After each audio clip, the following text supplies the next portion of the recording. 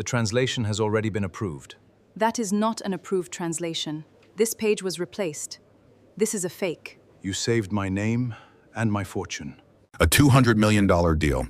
A private room in London's most exclusive restaurant. A billionaire sheikh, Khalid Al-Jamil, is holding a pen, ready to sign a contract that will reclaim his family's lost legacy. His team of experts, his lawyers, and a respected historian have all given their approval. The wire transfer is cued, but as the pen lowers, the only person in the room who knows the truth isn't an expert. It's the waitress Anna Thompson, an invisible girl pouring their coffee. And she's about to break every rule, risk her life, and expose a catastrophic lie with 5 simple words in a language no one thought she knew. The rain in Mayfair didn't so much fall as it asserted itself. It was a cold, driving Tuesday in October, and the gray light of London turned the polished brass of the Elysian restaurant into a dull, watery gold. Inside, it was another world, a hushed cathedral of old money and new power, where the carpets were so thick they seemed to drink the sound of your footsteps. And into this world every day walked Anna Thompson, feeling like a ghost. At 27, Anna was a masterpiece of studied invisibility. Her uniform, a stark black dress with a crisp white apron, was immaculate. Her light brown hair was pulled back into a bun, so severe it tugged at her temples, a constant, dull headache that was just one of many she endured. She was pale, with eyes that were a nondescript hazel, and she had perfected the art of sliding into a room, refilling a water glass, and disappearing without ever making eye contact. She was, by all accounts, the perfect waitress for a place like the Elysian. But Anna Thompson wasn't just a waitress, she was a scholar. She was the daughter of the late Dr. Alia al-Shami, a name that, in the hallowed halls of academia, was spoken with the same reverence as those of ancient scribes. Alia al-Shami, the world's foremost expert on 9th century Kufic script, a paleographer who could date a manuscript by the very pressure of the calligrapher's hand. Anna had grown up not with nursery rhymes, but with the cadence of pre-Islamic poetry. Her mother's lullabies were tales of the Mu'allaqat, the hanging odes of Mecca. Anna's father, a British diplomat named David Thompson, had met her mother in Damascus. Theirs was a love story of shared intellect and clashing cultures, a quiet life of books and academic debates. Then the war, then the flight, then London, then her mother's illness, and now this. Anna, who held a double first from Oxford in Semitic languages and codicology, was $80,000 in debt from her mother's private medical care. The academic world, with its poorly paid fellowships and nepotistic circles, had no place for a quiet, grieving woman with no stomach for self-promotion. So she hid. She hid at the Elysian, a place so expensive and exclusive that she never had to worry about running into anyone from her old life. Her manager, Mr. Davies, was a man who lived by the clock in the reservation book. "Thompson," he'd hissed at her during the morning brief, his voice a dry rustle. "The penthouse suite, at 7. You are on primary service. These are not normal guests. You will not speak. You will not be seen. You will anticipate. Understood?" "Yes, Mr. Davies," Anna murmured, her gaze fixed on his left earlobe. "This is not a dinner party, Thompson. It is a signing. The guests are Sheikh Khalid Al-Jamil and his party, and a consulting group. They have booked the entire suite. No one else on the floor. Security has already swept the room. You will be wanded before you go up." Anna just nodded. Sheikh Khalid Al-Jamil. Even she had heard the name. Not a flashy playboy prince, but a genuine heavyweight, a recluse, a kingmaker from the UAE, with a personal fortune that beggared belief. He ran one of the world's largest sovereign wealth funds, but his true passion was history, specifically his own family's. He was said to be obsessed with reclaiming artifacts and documents scattered during the fall of the Ottoman Empire. At 6:45 p.m., Anna stood outside the service entrance of the penthouse. A stern-looking man in a sharp suit, clearly ex-special forces, held up a security wand. He was British, but his earpiece crackled with Arabic. Anna instinctively understood the man on the other end. "Floor's sterile. Package is 5 minutes out." The security man, whose name tag read Frank, nodded at her. "Right. You've been briefed. Eyes down. Only speak if you are spoken to, and you won't be. He opened the door. The suite was breathtaking. Not a restaurant, but a vast private apartment with 20-foot ceilings, a roaring fireplace, and a private terrace overlooking the dark, rain-slicked expanse of Hyde Park. In the center of the room, a massive mahogany table was set for 5. At 7:03 p.m., the guests arrived. Sheikh Khalid al-Jamil was slighter than Anna expected, in his late 50s, with a neatly trimmed gray beard and eyes that seemed to absorb all the light in the room. He wore a simple, impeccably tailored dark gray suit, not traditional robes. With him was an older advisor, Dr. Barakat, and his British lawyer, a man named James. 5 minutes later, the consulting group arrived. This was a different energy entirely. The man who entered first was Richard Sterling. He was the human equivalent of a champagne flute, tall, thin, elegant, and dangerously sharp. His Savile Row suit probably cost more than Anna's entire university education. His smile was dazzling and predatory. "Your Excellency," he purred, bowing slightly. "A pleasure, a true pleasure." Behind him was the expert, Dr. Evelyn Reed. She was in her 60s with a severe gray bob and tweed jacket. She looked every bit the part of the distinguished Oxford historian. She was carrying a heavy, climate-controlled silver Pelican case, which she placed on the table with exaggerated care. Anna moved like smoke. She poured chilled water, still not sparkling, the Sheikh's preference. She'd read the writer. She served the amuse-bouche, a delicate construction of caviar and gold leaf, her hands perfectly steady. "Shall we then?" Sterling said, his hands clasped, unable to hide his excitement. Dr. Reed placed the Pelican case on the table. She unclasped the 4 heavy-duty latches. The sound echoed in the quiet room. She opened the lid. Inside, nestled on a bed of black velvet, was not a jewel or a gold idol. It was a document, a single sheet of aged, cream-colored vellum covered in dense, beautiful Arabic script. It was bound by a faded green ribbon, held in place by a large, intricate wax seal. "Your Excellency," Dr. Reed said, her voice rasonating with academic authority. "The Al-Jamil Charter, dated, as we discussed, to 988 AD. The original grant of lands to your ancestor, Al-Jamil the Great, by the Caliph himself. Lost for 1,000 years, until now." The Sheikh leaned forward, his eyes riveted. His advisor, Dr. Barakat, a historian in his own right, put on a pair of white gloves and a magnifying loupe.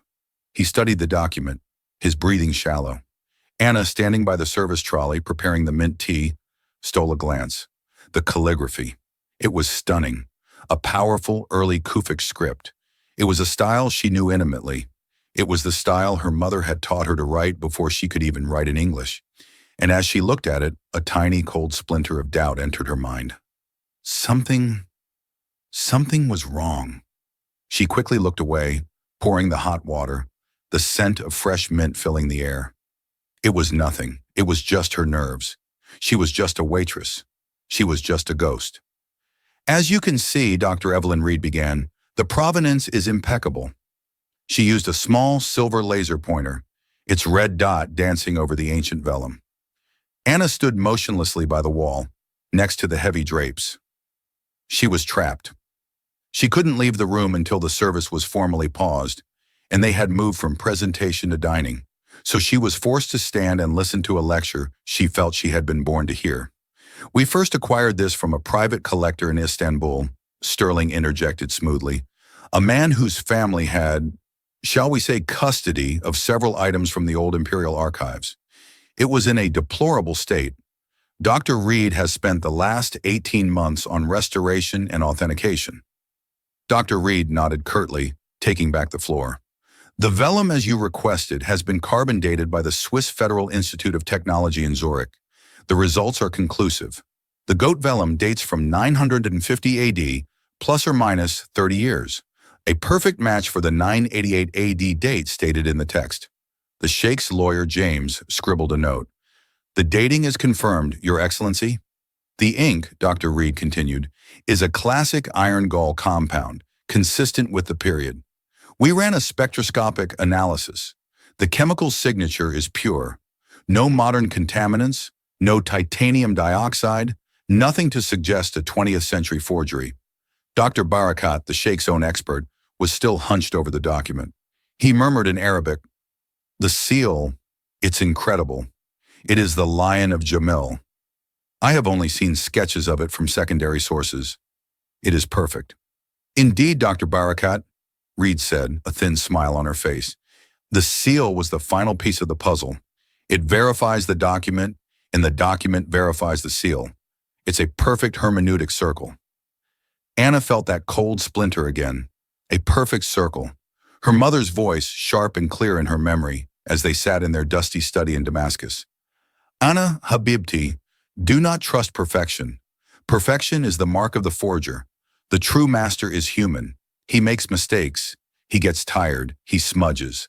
The lie is always perfect because the liar is afraid of being caught.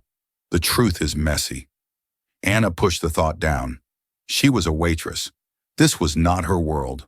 Sterling gestured to the lawyers. "And of course the document itself, a reclamation of the lands known as the White Desert, a territory whose ownership has been contested for a century. This document," he tapped the table, "ends that contest. It grants your lineage, your excellency, undeniable sovereign claim. The $200 million is not a price. It is frankly a pittance, a filing fee for a kingdom." The room was thick with the smell of old paper and new money. "Dr. Reed," the Sheikh finally spoke. His voice was quiet, but it commanded the room. "The text, the calligraphy, you are certain of the style?" This was it. The question Anna herself was screaming internally. "Absolutely," Dr. Reed said, without a fraction of a second's hesitation. "The script is a textbook example of Eastern Kufic from the late 10th century. Note the strong verticality, the pronounced angularity of the kaf and the aleph. It is the formal, royal script of the era. You can see comparative examples in the great mosque of Isfahan." Dr. Barakat nodded. "She is correct, my sheikh. It is flawless. I would have staked my reputation on it. It is the most beautiful example I have ever seen. Flawless. Beautiful. Perfect." The words echoed in Anna's head. She was refilling Dr. Barakat's water glass, her movements slow and silent. This brought her closer to the table. Close enough to see. Her eyes scanned the text. She wasn't reading it, not at first. She was feeling it. The rhythm, the spacing, the flow. And that's when she saw it. It wasn't one thing. It was a dozen tiny things. The diacritics, the vowel markings, the dots and dashes that gave Arabic its sound. Dr. Reed called it 10th century Kufic, but the vowel markings were in the Naskh style. Naskh was a cursive script, developed later, standardized in the 11th century to be more legible. To find Naskh diacritics on a 10th century Kufic document was odd. A regional variation, perhaps? Possible, but unlikely for a document of this formality. Then she saw the kaf, a single letter. It was angular, as Reed had said, but the final flourish. It had a slight, almost imperceptible curve that was not characteristic of the 10th century. It was a flourish from the 13th century Thuluth script, a calligrapher's personal touch, or a forger's mistake. Her eyes darted across the page. Her mind, a finely tuned instrument trained by the best in the world, was now awake. It was scanning the text, not for style, but for content. She was a ghost, standing right behind Richard Sterling, who was laughing at some small joke the lawyer made. She read a line, then another, and then she saw the word. It was a simple word, nestled in a long sentence about territorial boundaries and water rights. The word was kahwa. Anna's blood turned to ice. She almost dropped the heavy glass water jug. Her hand, the one holding the jug, began to tremble. Kahwa, coffee. The text was a 10th century charter. 988 AD. Coffee, as a drink, as a concept, was not introduced to the Arabian Peninsula from the highlands of Ethiopia until the late 15th century. The first coffee houses in Mecca and Cairo were founded 500 years after this document was supposedly written. The word kahwa simply did not exist in this context. It was an anachronism, a 500-year-old blunder. It was impossible. How could Dr. Barakat miss it? How could Evelyn Reed, with her 18 months of research, miss it? Anna looked at them. Barakat was blinded by the seal, by the idea of the discovery. Reed wasn't a historian. She was a liar. She was a very, very good liar. She had built a perfect cage of carbon dating and spectroscopic analysis, but she had forgotten to check the most basic thing of all, the words. Richard Sterling was sliding the final contract papers across the table.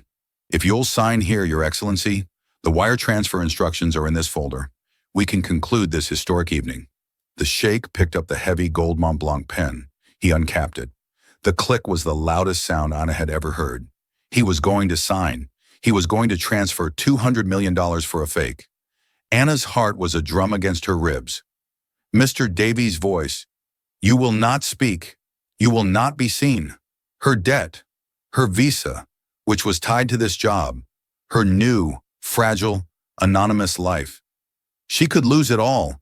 She could be fired, deported. These people were not just rich. They were powerful.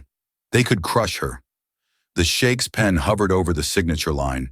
She thought of her mother's fierce, uncompromising love for the truth. To allow a lie to live, Anna, her mother had said, is to become a liar yourself. The pen tip touched the paper. No, Anna said. It was a whisper. No one heard. Richard Sterling smiled, his teeth white. A new era for your family, Sheikh. Anna's terror was suddenly, shockingly, replaced by a cold, sharp rage. A rage at the arrogance, at the laziness of the lie, the disrespect. She put the water jug down on the service trolley. The clink of glass on silver cut through the room. Everyone looked up. The ghost was suddenly visible. The silence that fell was not empty. It was heavy, weighted, and absolute. 5 pairs of powerful eyes were suddenly fixed on the waitress, a girl who had no business existing in their universe. Anna's face was pale, but her eyes, for the first time, were alive with a fire that startled them. Richard Sterling was the first to break. His smile was gone, replaced by a mask of cold fury. What is the meaning of this? Get out! You are interrupting. Mr. Davies, who had been waiting in the hall, must have heard the change in tone.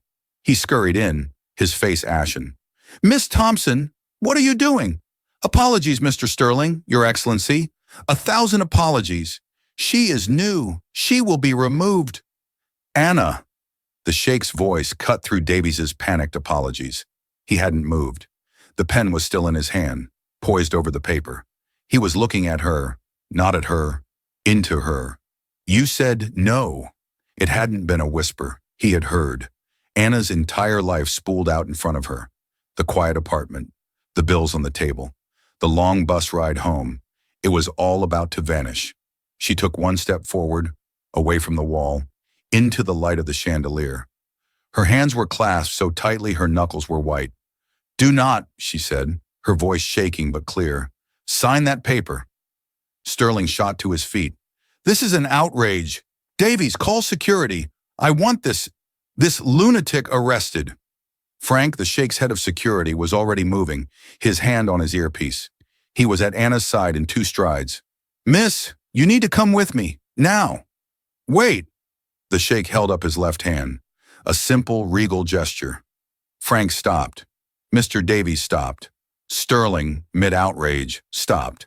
The Sheikh slowly, deliberately, put the cap back on the pen and placed it on the table. He leaned back in his chair, folding his hands. The $200 million deal was on hold, because a waitress had spoken. Miss Thompson, is it? The Sheikh asked. His English was perfect, with a faint British edge. Yes, sir. You have, he glanced at his lawyer, approximately 10 seconds to explain why I should not have you removed from my presence and from this establishment permanently. Why should I not sign? The room held its breath. Dr. Reed was watching Anna with a look of pure, venomous curiosity. Sterling looked like he was about to have an aneurysm. Anna looked past Sterling, past the lawyers, and directly at the Sheikh. She had to make a choice. The English, the language of her job, the language of her hiding, was not enough. She needed the language of her mother, the language of the truth. She took a deep breath, and then she spoke. Her entire demeanor shifted. The subservient, invisible waitress was gone. Her back straightened. Her chin came up. And the voice that came out was not the timid murmur of Miss Thompson. It was the clear, crisp, educated Arabic of Damascus, a dialect synonymous with ancient scholarship. "Sir, do not sign." The effect was electric.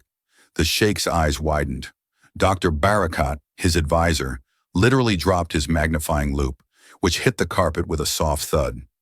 James, the lawyer, looked bewildered, understanding nothing but the sudden, tectonic shift in the room's power dynamic.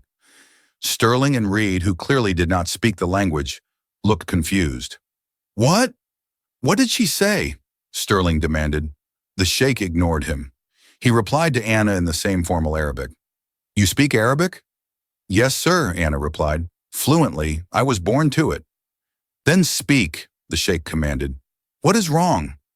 Anna looked at the document on the table, the object of so much reverence, and then in that same, flawless, academic Arabic, she delivered the killing blow. "This is a fake." Pandemonium. Even before the Sheikh could react, Richard Sterling heard the one word he did understand: fake. "A fake!" he roared, his face turning a mottled crimson. "A fake! How dare you? How dare this servant?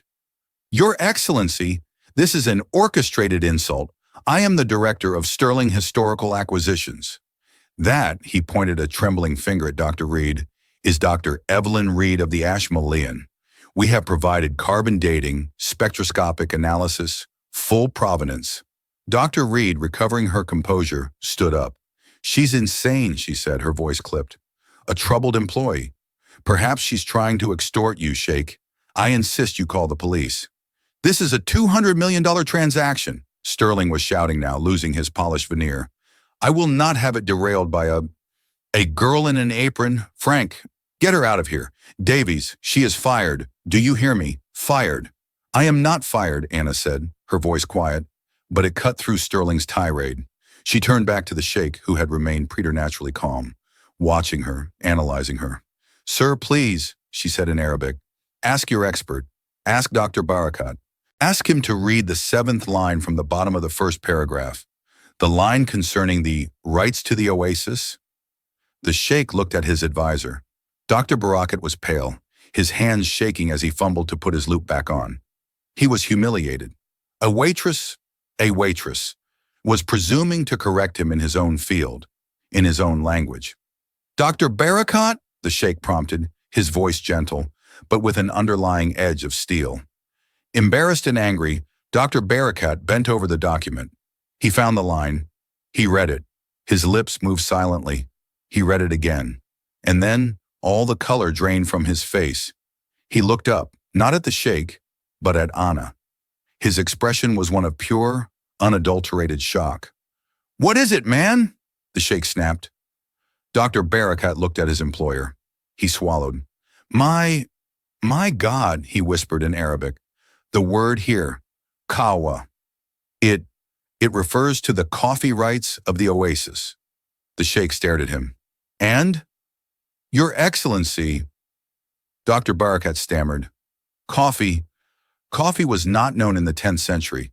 This word, it's an anachronism. By 500 years. The room went absolutely deathly silent. The only sound was the rain lashing against the penthouse windows. Richard Sterling and Evelyn Reed, not understanding the Arabic exchange, were momentarily confused by the silence. "Well?" Sterling demanded. "What's the problem?" The Sheikh turned his head, very slowly, to look at Sterling. His eyes were no longer calm. They were chips of obsidian. "Mr. Sterling," the Sheikh said, his voice lethally soft, "you have a great deal to explain." The shift was instantaneous. The hunters became the hunted. I don't understand," Sterling stammered, his bravado evaporating. "What word? What's he talking about?" Dr. Evelyn Reed, however, knew. She didn't speak Arabic, but she knew exactly what anachronism meant. Her face, which had been a mask of indignant fury, was now a carefully blank canvas. She was calculating. "It seems," the Sheikh said, his voice dangerously polite, "that my waitress has a better command of 10th century history than your paid 18-month research team. He gestured to Anna. Miss Thompson, please, approach the table. Anna stepped forward. Frank, the security guard, moved with her, not to restrain her, but to protect her. Sterling looked wild. This is preposterous. Dr. Reed suddenly found her voice. A single word? It's a scribal error, a later annotation. It doesn't invalidate the vellum. It doesn't invalidate the seal. The carbon dating is conclusive. Is it? Anna said, her voice no longer shaking. The fear was gone. This was her world. This was her mother's world. She was standing on solid ground. Dr. Reed, Anna said, her English as crisp as her Arabic, your carbon dating dates the vellum. It dates the 10th century goat hide, but it doesn't date the ink. I beg your pardon? Reed said, offended. We ran a spectroscopic analysis. I told you, it's a pure iron gall compound. It is, Anna agreed, an excellent iron gall compound, one you can make in any modern university lab. But you made a mistake. You said it had no modern contaminants, no titanium dioxide. That is correct. Which is true, Anna said, but all 10th century iron gall inks have contaminants. They have trace elements from the water source, from the oak galls, from the pot they were boiled in. A pure iron gall ink is itself an anachronism. It's too clean, but that's not your biggest mistake. She looked at the sheikh. May I? She asked, gesturing to the white gloves Dr. Barakat had discarded. The sheikh nodded. Please? Anna slid her hands into the gloves. They were too large. She carefully, reverently, turned the vellum sheet slightly, catching the light from the chandelier. Your second mistake, Dr. Reed, was the script. You called it textbook Eastern Kufic. You're not wrong. It is textbook. It's too textbook. It looks exactly like the examples in Dr. Al-Shami's 2005 monograph, The Kufic Hand, Form, and Function. It's a perfect copy, but a real 10th century scribe writing a royal charter wouldn't be so rigid. There would be human variation. There would be a flow. This, she pointed, was written slowly, painstakingly, by someone copying a style, not inhabiting it. Dr. Reed was chalk white. Anna had just named her own mother's book. But your third mistake, Anna continued, her voice gaining strength, was the kaf. You see it, Dr. Barakat? The flourishes on the terminal letters? They are Thuluth flourishes, a 13th century style. They're beautiful, but they are wrong. They're 300 years too late. Dr. Barakat just stared, his face a mask of awe and shame. Yes, I see it now. How did I? You were looking for the seal, Anna said, not unkindly. You saw what you wanted to see. And your fourth mistake, Dr. Reed, Anna said, her voice dropping, was the kawa, the coffee, the 500-year blunder, a word that explodes your entire narrative. You and Mr. Sterling bought a 10th century piece of vellum. They're not hard to find. You can buy blank folios from looted manuscripts in any black market. And you hired a very, very good calligrapher, but you didn't hire a historian or a linguist. She turned from the document and looked directly at Evelyn Reed. You're not Dr. Evelyn Reed of the Ashmolean, are you? This is slander, Reed hissed. No, said James, the sheikh's lawyer, who was suddenly, furiously typing on his phone. He looked up, his face grim. She's not. I've just checked. The Ashmolean has no Dr. Evelyn Reed on staff. There was an Evelyn Reed. She was a research assistant. She was dismissed in 2010 for authenticating a forged set of Roman coins. She was disgraced. The room exploded. Richard Sterling didn't wait. He grabbed the Pelican case, slammed the charter inside, and lunged for the door. This is not over. You don't know who you're dealing with. He never made it. Frank, the head of security, was not a man to be taken by surprise. He moved with a brutal, balletic grace. Sterling hit the door, not with his hand, but with his face, propelled by Frank's armbar tackle. He went down in a heap of expensive tailoring. A second security man, who had been standing guard in the hall, was in the room instantly, cuffing Sterling's hands behind his back. Dr. Reed didn't run. She just sank into her chair, her face a crumpled, papery mask. She was defeated. Get him up, the sheikh commanded. Frank hauled Sterling to his feet. His nose was bleeding, a grotesque splash of red on his white silk shirt. You can't do this, Sterling spat. This is a civil matter. You can't detain me. I am not detaining you, Mr. Sterling, the sheikh said, standing up. I am a guest in your country. I am merely having my security prevent you from leaving until the Metropolitan Police arrive. James, please make the call. Fraud. Attempted fraud to the value of 200 million pounds sterling. I am sure they will be interested. Sterling's eyes went wide with genuine terror. Mr. Davies, the manager, who had been hiding by the service trolley, looked like he was going to faint. He was witnessing a geopolitical incident in his dining room. The sheikh walked over to the table. He looked at Anna, who was still standing there, her hands in the oversized white gloves, her heart hammering with the adrenaline of the confrontation. He looked at her, then at the forged document, then back at her. Miss Thompson, he said, his voice soft again, who in God's name are you? The room, now cleared of the shouting and the immediate threat, felt vast and silent. Richard Sterling and a catatonic Dr. Reed were being held in the adjoining study by the sheikh's security, awaiting the arrival of the authorities. Mr. Davies had been dispatched with a stiff whiskey and a sterner warning to ensure the hotel's discretion. It was just Anna, the sheikh, his lawyer James, and a deeply humbled Dr. Barakat. The adrenaline was fading, leaving Anna trembling. She was still wearing the apron. She was still, technically, the waitress. She began to instinctively clear the table, her hands moving to the water glasses. Miss Thompson, the sheikh said gently, please, stop. Anna froze. Sit down, he said, gesturing to the chair Richard Sterling had just occupied. Sir, I can't. I'm staff. You are no longer staff, the sheikh said, not as a threat, but as a statement of fact. You are my guest. Please, sit.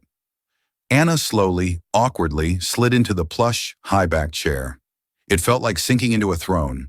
She still had the white gloves on. The sheikh sat opposite her. He poured 2 glasses of water himself, the ice tinkling, and pushed one towards her. Drink. Anna drank. The cold water was a shock. Now, the sheikh said, leaning forward, his eyes intense. Once more. Who are you? Anna looked at the table, at the ruined $200 million deal. She looked at Dr. Barakat, who was watching her with a mixture of shame and professional awe. She took a deep breath. The time for hiding was over. My name is Anna Thompson. My father was David Thompson, a British diplomat. My mother, her voice cracked just once. My mother was Dr. Alia Al-Shami, Dr. Barakat gasped. Alia Al-Shami, the calligrapher? The author of The Kufic Hand? That Alia Al-Shami? Yes, Anna whispered. She was my mother. But she passed away, Barakat said, his voice full of reverence. 2 years ago, a great loss. A light went out. Yes, Anna said, blinking back a sudden, sharp tear. It was a long illness. After we left Damascus, the sheikh's expression softened. You are Alia Al-Shami's daughter. It was not a question. It explained everything. The flawless Arabic, the encyclopedic knowledge, the eye that saw what a paid expert missed. She didn't just teach you, she trained you. I grew up in her study, Anna said, her voice gaining a little of its lost strength. I was her research assistant from the time I could read. We fled to London when the war started. I got my degree. But when she got sick, the medical bills, the fellowships at the university didn't pay enough. After she died, I had so much debt. And I didn't want to be Ali Al-Shami's daughter anymore. It was too much pressure, too much pain. I just wanted to be invisible. She looked at her apron. So I came here. The pay was good. The tips were better. And no one from Oxford would ever dream of eating in a place I could work. The silence in the room was one of deep, profound respect. Invisibility, the sheikh murmured, is a luxury few can afford, Miss Thompson, and a burden for those who, like you, are born to be seen. He was quiet for a moment, processing. Then his face hardened again, turning from the past to the present. He looked at his lawyer. James, the sheikh said, there is something more here. Sir, this scam, it was too elaborate and too stupid. Anna looked up. What do you mean? The Kawa anachronism, the sheikh said. It's a novice mistake, a fatal, foolish error. Sterling and Reed are not novices. They are or were professionals. They built a $200 million lie on a perfect forgery with perfect carbon dating and then made a high school level historical error. Why? It doesn't make sense. A cold dread, different from before, settled over Anna. You're right, it's too obvious. Unless they didn't care. Exactly, the sheikh said. What if they didn't care if the document was found out, so long as it was authenticated tonight? What if the document itself was not the prize? James, the lawyer, suddenly looked ill. Oh, God, the contract. He grabbed the stack of papers that the sheikh had been about to sign. He began to flip through them, his hands moving with a new, frantic urgency. He bypassed the multi-million-dollar payment schedules and went deep into the appendices. The boilerplate, the standard terms and conditions. Page 42, James muttered. Subsection E. Historical claim, resolution, and arbitration. He read the dense legal text, his face growing paler. Your Excellency, James said, his voice strained, this is diabolical. This clause, it states that by authenticating and purchasing the Al Jamil Charter, you are simultaneously agreeing that all historical claims related to the White Desert Territory are subject to a binding third-party arbitration to be held by a panel named in this contract. And who is the panel? The sheikh asked, his voice deadly. 3 holding companies, James said, reading the names, all registered in the Cayman Islands. Wait, I recognize this name. This one, it's a shell corporation. It's a known front for Richard Sterling. The room was ice. He wasn't selling you a claim, James stammered. He was trapping you. Explain, the sheikh commanded. This clause means that by signing, you would have triggered an arbitration you couldn't win. The charter would have been proven a fake, perhaps by Sterling himself a week later. But it wouldn't matter. The arbitration clause would be in effect. And in that arbitration, they would argue that since your primary proof was a forgery, your entire claim to the White Desert Territories was fraudulent. The panel, his panel, would rule against you. Your claim would be extinguished permanently. Anna felt sick. So the $200 million was bait, the sheikh finished, his eyes dark. It was the buy-in, a $200 million fee to lose a territory worth, conservatively, 20 times that, not in art, but in natural gas, in oil. The scam wasn't $200 million, it was billions. It was a corporate and political assassination, disguised as a historical sale. They weren't just forging a document, Anna whispered. They were forging a legal reality. Dr. Barakat looked horrified. And I almost let it happen. The sheikh stood up and walked to the vast window, looking out over the rainy London skyline. The lights of the city glittered like a trap. He had come tonight to reclaim a piece of his family's honor. He had nearly signed away their entire future. He turned back to the room. He looked at the discarded apron. He looked at the trembling, brilliant, grieving scholar who had saved him. Miss Thompson, he said, your days of hiding are over. The arrival of the Metropolitan Police's fraud squad was, like everything else at the Elysian, a quiet, discreet affair. There were no flashing lights, no sirens, just 3 grim-faced detectives in smart suits who were escorted up the private elevator. Anna, James, and Dr. Barakat sat in the lounge area, drinking the strong, sweet mint tea Anna had finally prepared, while the sheikh gave his statement in the study. They could hear the muffled, indignant protests of Richard Sterling, which were quickly and professionally silenced. Dr. Reed, Anna heard a detective say, had asked for her lawyer and had not spoken another word. Dr. Barakat had not stopped looking at Anna. Your mother, he said, shaking his head. She would have been so proud. I knew her, you know. We corresponded, once at a symposium in Berlin. She was luminous, a mind like a diamond, and I failed her. I failed my sheikh. I saw the beauty of the forgery, and I was blinded. You saw the truth. You were just excited, Anna said, trying to be kind. It's what they were counting on. Emotion, greed, pride. That's how a good con works. You are very wise, Miss Thompson, he said, bowing his head. When the police had gone, taking Sterling and Reed with them, a profound quiet settled over the penthouse. It was nearly midnight. The rain had finally stopped. The sheikh returned, rubbing his temples. He looked tired. James, Dr. Barakat, he said, please wait for me in the car. I would like a private word with Miss Thompson. The two men nodded, gathered their things, and left the suite. Frank, the head of security, lingered by the door. Sir? It's all right, Frank. I am safe with her. The sheikh smiled, a small, weary smile. Wait for me downstairs. And then they were alone. The billionaire and the waitress, surrounded by the wreckage of a multi-billion-dollar scam. They will go to prison, the sheikh said, more to himself than to Anna. But they are small fish. Sterling, he doesn't have the capital or the political connections to orchestrate this. He was a front man. Someone else was behind this.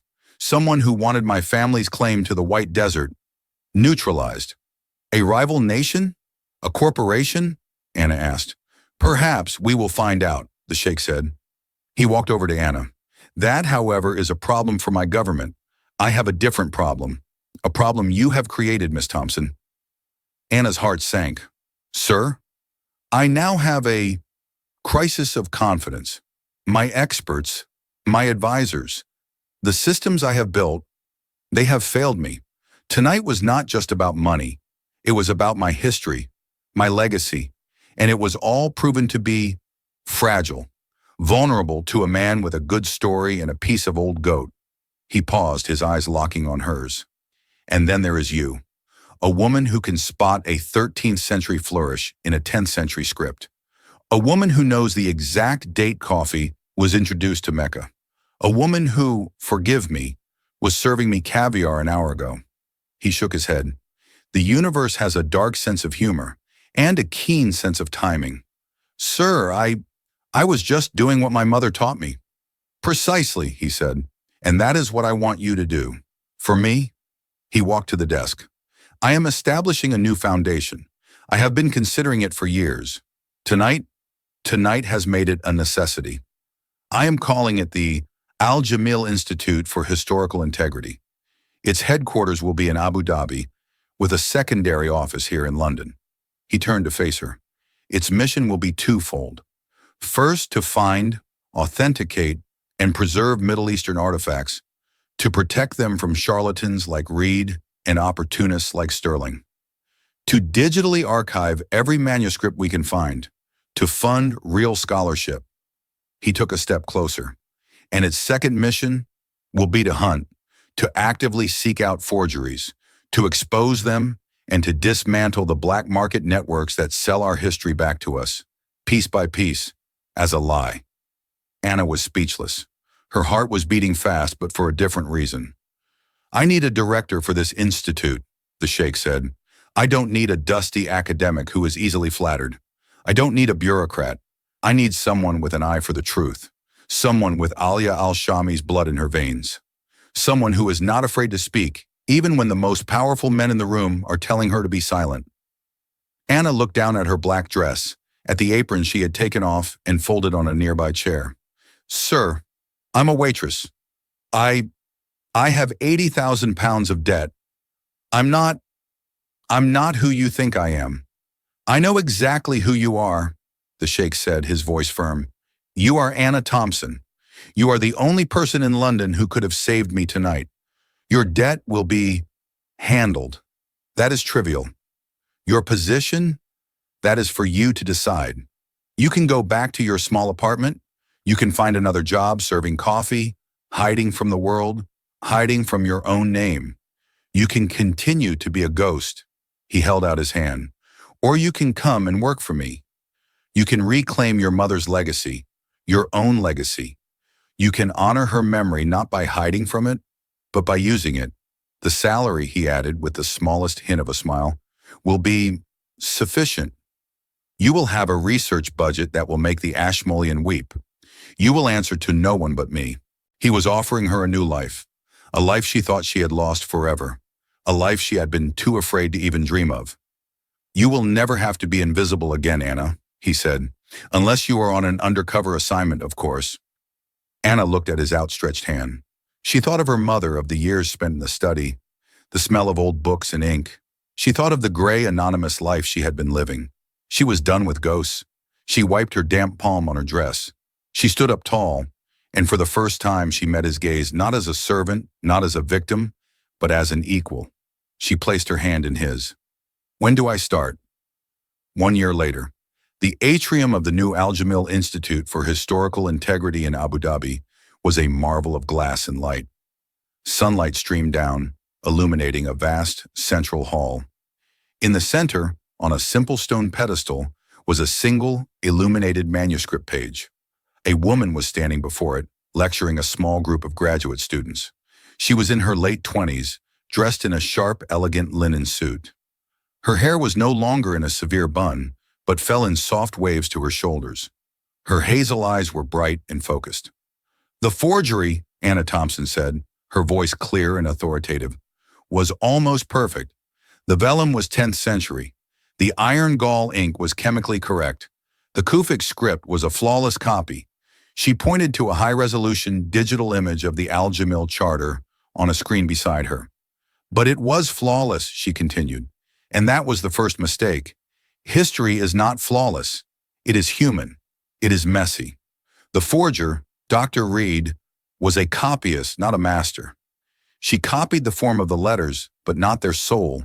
She was afraid of making a mistake, and in doing so, she created one. She zoomed in on the infamous word Kwawa. And then there was this, the fatal error, the 500-year anachronism. They spent millions building a cage of false science, but they failed to read the text. They prioritized the container over the content. This, she said, tapping the screen, is why we are here. Not just to carbon date and spectroanalyze, but to read, to understand, to know the history so well that we can feel instantly when something is wrong. A student raised his hand. Director Thompson, what happened to them? The forgers? Anna smiled, a small, satisfied smile. Dr. Reed, or rather Evelyn Reed, cooperated fully. She is serving a 2-year sentence, reduced for her testimony. The calligrapher they hired was an unfortunate artist in Istanbul who had no idea what he was creating. He is now one of our consultants. And Richard Sterling? Mr. Sterling, Anna said, is serving a 12-year sentence for fraud, but more importantly, his testimony led us to the man behind him. Who was it? A rival corporate entity, Anna said smoothly, a holding company that believed it had a competing claim to the White Desert. After the scandal, their board was restructured. Their claim was found to be baseless. She didn't need to tell them the full story, the story of how the Sheikh's legal team, funded by the Institute, had launched a surgical, devastating countersuit that not only exposed the rival corporation, but effectively bankrupted it. The White Desert gas fields were secure. The Al Jamil Charter, Anna said, is now the centerpiece of our Lessons in Forgery collection. It is the most valuable fake we own, a $200 million reminder to always read the fine print. The students laughed and took notes. After the lecture, Anna walked through her lab. Dr. Barakat was at a high-resolution scanner, happily digitizing a 14th century Quran, his face glowing with a new sense of purpose. He was now her head of acquisitions. Anna, he said, the courier from Sana'a is here. They brought the manuscripts. They're waiting in your office. Thank you, doctor, she said. She walked into her office. It was large and airy, with one wall made entirely of glass, overlooking the blue-green waters of the Persian Gulf. It smelled of old books and coffee, and sitting at her desk, sipping a small cup of espresso, was Sheikh Khalid Al Jamil. Your Excellency, Anna said, surprised, I wasn't expecting you. I was in the neighborhood, he said, his eyes twinkling. I caught the end of your lecture. The form, but not the soul. Your mother's words. She is a constant presence here, Anna said, touching a framed photo of Dr. Alia Al-Shami on her desk. Good. She should be, the sheikh said. He stood up, holding a file. I bring you a new challenge. We've had reports. A private collector in Geneva. He claims to have acquired a lost astrolabe from the personal collection of Saladin. Anna's eyes lit up. Saladin's astrolabe? That's a myth, a legend. So they say, the sheikh said, handing her the file. The price is significant. The seller is very, very careful. He won't send pictures. He wants a face-to-face authentication. Anna opened the file. Geneva. When? You fly tonight, the sheikh said. Frank is waiting for you. You'll go in as the buyer's consultant. Anonymous, invisible. Anna looked up from the file, a slow smile spreading across her face. Invisible, sir. The best kind of visible, the sheikh replied. Take Dr. Barakat with you. This time, I'd like him to see the truth before it's pointed out to him. Yes, Your Excellency, Anna said. She picked up her bag, her mind already racing, sifting through data, dates, and historical star charts. She was Anna Thompson, the director. She was Alia Al-Shami's daughter. She was a scholar, a detective, and the guardian of 1,000 years of history. She was no longer a ghost. She was the one who did the hunting. From a rain-soaked street in London to the head of a multi-billion-dollar foundation, Anna Thompson's life changed in the time it took to speak 5 words of truth. Her story is a powerful reminder that the most important voice in the room is never the loudest, the richest, or the most powerful. It's the one that's brave enough to be honest. It shows that deep knowledge, integrity, and the courage to speak up can change the world. Or in this case, save a $200 million fortune and a legacy worth billions. If this story inspired you, please show your support. It helps us create more content just like this. Click that like button, share this video with someone who needs to hear it, and most importantly, hit subscribe and ring that bell. You won't want to miss the next story we uncover. Thank you for watching.